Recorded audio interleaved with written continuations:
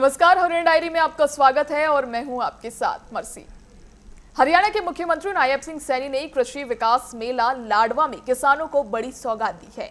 कुरुक्षेत्र के गांव मथाना में 10 एकड़ भूमि पर जैविक कृषि व आधुनिक प्रबंधन प्रणाली संस्थान खोलने की घोषणा भी की गई। इसके साथ ही क्षेत्र के विकास से जुड़ी कई अहम घोषणाएं भी की गई है। देखिए रिपोर्ट।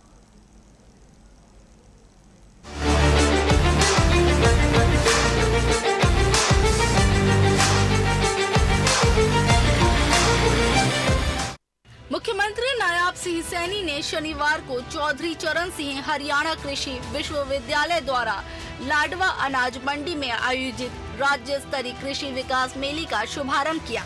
मुख्यमंत्री ने ट्रैक्टर पर बैठकर मेले में लगे स्टॉलों का अवलोकन किया और किसानों से संवाद भी किया।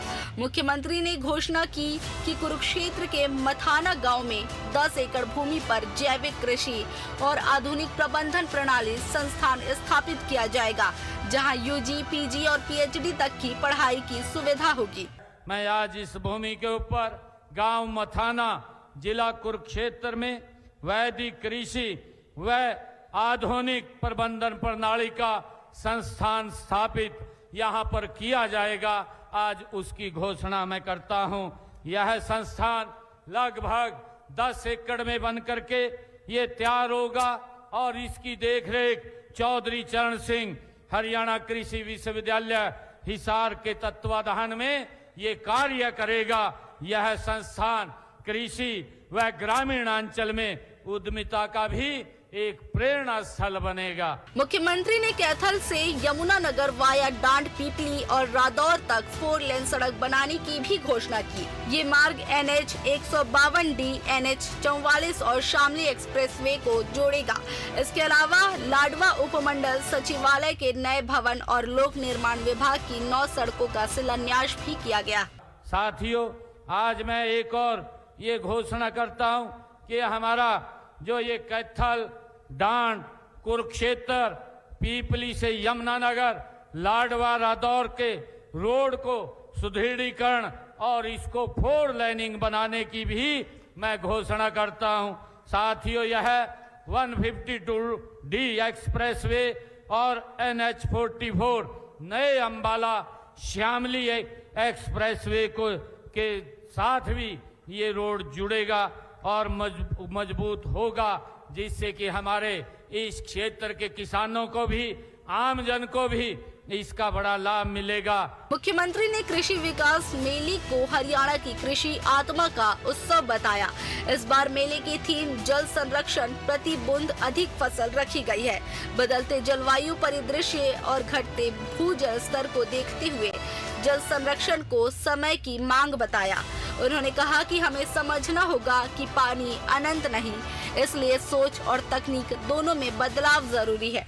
किसान भाइयों, मुझे ये भी गर्व है कि हमारे प्रगतिशील किसान भाइयों ने सब्जी व फलों की खेती करने के लिए नेट हाउस, पॉली हाउस और हाईटेक ग्रीन नेट हाउस, ये आधुनिक तकनीकों को आज हमारे किसान भाई अपना रहे हैं। हमने बागवानी को बढ़ावा देने के लिए सब्जियों व फलों के लिए भावांतर भरपाई योजना भी लागू की है और इस योजना के तहत हमने अब तक 35,000 किसानों के 35,000 से अधिक किसानों के खाते में 157 करोड़ रुपया ये भावांतर भरपाई का पहुंचाने का काम ये हमारी सरकार ने किया है।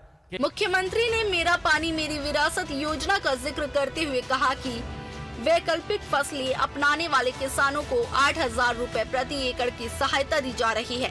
अब तक 2,20,000 एकड़ में धान की जगह अन्य फसलें बोने पर 157 करोड़ रुपए की सहायता दी गई है। वहीं ड्रिप और स्प्रिंकलर जैसी माइक्रो इरिगेशन तकनीकों पर 85% तक सब्सिडी दी जा रही है।